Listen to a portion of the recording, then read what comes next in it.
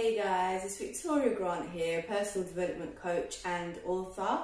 And I just wanted to let you know that if you've been struggling with anxiety or depression, or maybe you just can't seem to get your life together, then I get it and I'm here to help.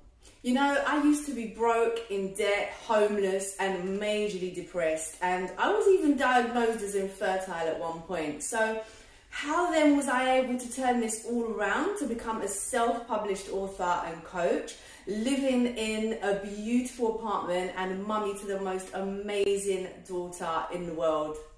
How did I change my negative thoughts and beliefs into more empowering ones, overcome fears so that I could clear my debts, improve my credit rating and earn passive income? And all of this while following my bliss in creating personal development books and websites and conducting sessions with outstanding women in my community. So I prepared a free ebook as a gift explaining the 7 daily habits of a queen. And let's face it, we all know that's what you are, right? So start as early as today on your journey to being the woman you aspire to become, and click the link below to claim your 7 habits of a queen ebook. What's up, my beautiful people? Welcome to another episode of Victory Granted TV.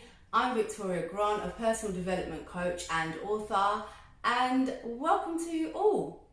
I hope that you're looking after yourselves and keeping safe. If you haven't already, then go and check out my list of natural remedies to boost your immune systems as discussed in my previous video, which I will leave a link for right above here or here. Okay, so today's episode, I'm going to be sharing with you some tips on how I managed to stay disciplined and what you can do if you're struggling with meeting some of your own goals and aspirations. So it's really easy for most of us to kind of complete the tasks that others set for us, right? Or the things that we might seem as like necessary evils to just kind of get through the day. Things such as going to work, whether or not you love that job or absolutely hate it, you still manage to get there, right? Or things like cleaning the house, paying the bills on time, and so on.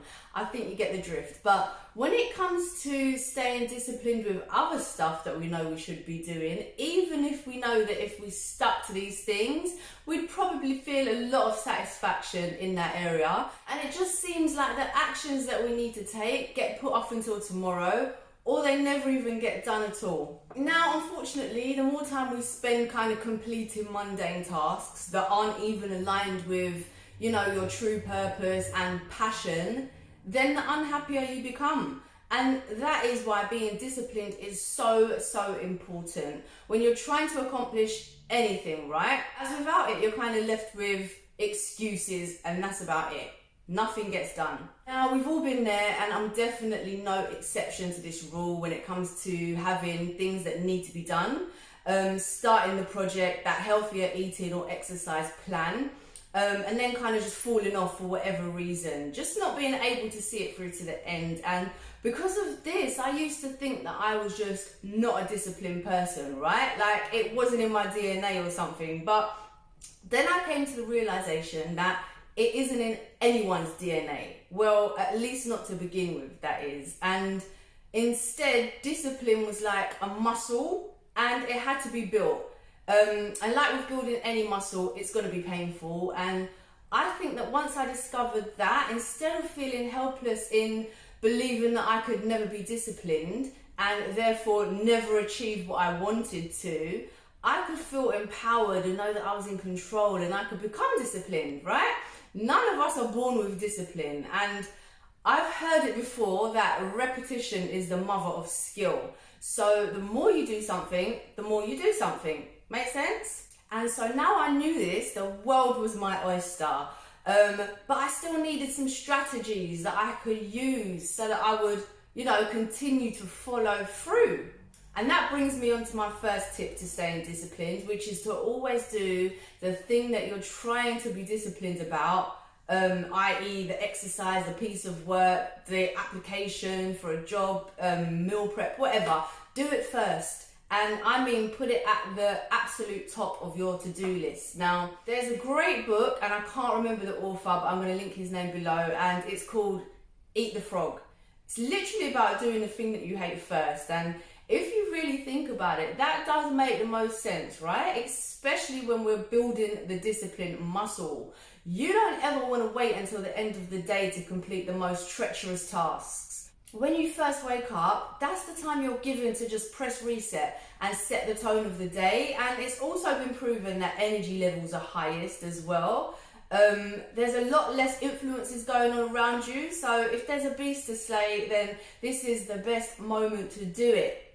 Now, I love to exercise in the morning, and I'll be honest, at the beginning, like with anything, I felt bad. I didn't want to do it, but it's at the point now that if I don't exercise, I feel bad, you know? So a little bit of pain at the beginning leads to pleasure thereafter, and the more you do it, the stronger the discipline gets. Now, as well as this, when you do something first, you get it out of the way, and you can use that fact that you completed that task to set the precedent for the day and to just kind of build on it as a positive momentum, right? We all feel happiest when we're practicing integrity, and so it's important that if you make a promise to yourself, you always try your utmost to just keep it. Okay, right, the next tip that I have for you is to visualize yourself as already achieving the goal that you're wanting to be disciplined for.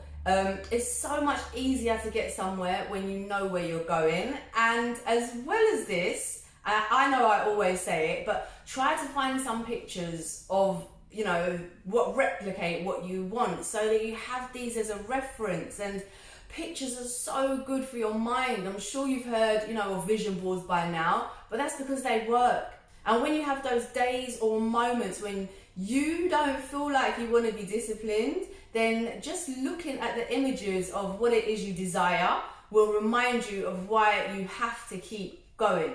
Now, another tip that I like to use is to write down my whys. Yeah, whys are always so much stronger than hows, and by knowing my why, even on days when I want to give up, I can look in my journal and remind myself, you know, what I'm doing it for. So, for instance, being fit and strong is so important to me because I want to be able to play with my daughter. And I know that when I don't work out, or if I binge eat and then I work out the next day, I feel like crap. So it's just not worth it. It's much harder to give up on something if you have a really, really compelling why. So find something that you care about and make that your why. Yeah. Another reason why your why is so important is because it's something to make yourself accountable to. If you think about someone, for instance, who has been struggling with their diet for years and years, and like no matter what tactic they try, okay, it just doesn't seem to last.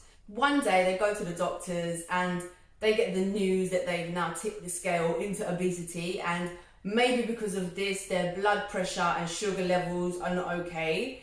If that same doctor told them, you know, cut all the foods out that were saturated in fats and sugars, otherwise you're going to die in 6 months, I can guarantee you that 9 times out of 10, that person would make a rapid change and all of a sudden, you know, be able to stick to the diet immediately. And it's all because of the why, right? They don't want to die from an avoidable condition, one that is fully within their control. And so the need to change has now become a must. Okay, but that is a bit drastic, and I don't want you to wait until you feel like you have no other choice, right? And it's fully within your power to just start and stay on track to being disciplined in whatever area you want to be. So on to the last tip for this episode on how to stay disciplined, and this one's my favorite, and it is to just reward yourself. And what I mean is that when you're working on a project, for instance, that you're dreading and you just find yourself procrastinating because, you know, the thought of it is overwhelming, then promise yourself a reward. It doesn't have to be at the end of the project, especially if it's kind of a long one. It could be after you complete the first, you know, 3 items on your agenda. You could promise yourself a binge of your favorite TV box set that you've been missing out on, or even book a massage. Yeah, as a nice treat, and just pamper yourself. Now, most humans, including me, love a bit of praise, okay? It's natural that when you do a good job, you want it to be noticed and acknowledged. But the problem is that when you're working on your own goals and aspirations, then your achievements can easily go unnoticed by others. It doesn't mean they're not achievements, right?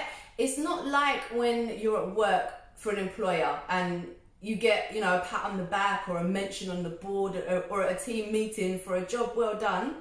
There's none of that. But sometimes it's that kind of acknowledgement and praise that makes us naturally eager to do more. It even ignites the competitor inside us all, okay? And I don't mean that you want to compete with others. I mean you just want to compete with yourself and show that you're becoming even better than you were yesterday and, going forward. And so when you accomplish even part of your goal, then that in itself is a massive achievement. So you have to take the time to recognize this and reward yourself. And one more thing, I just thought I needed to throw this in here. Please, don't be so hard on yourself, right? If you fall off track, which happens to us all at some point, then just laugh. Press the reset button and get back on it in the morning. That's the important thing. Don't wait for a Monday, unless of course Monday happens to be the next morning.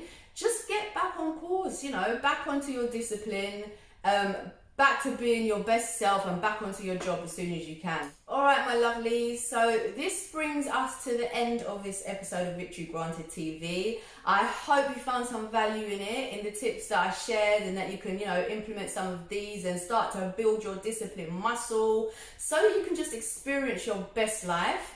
Check out the description box below for your free ebook, 7 Habits of a Queen. And don't forget to just like, comment and share. Wishing you love and light always in all ways. Until next time, take care.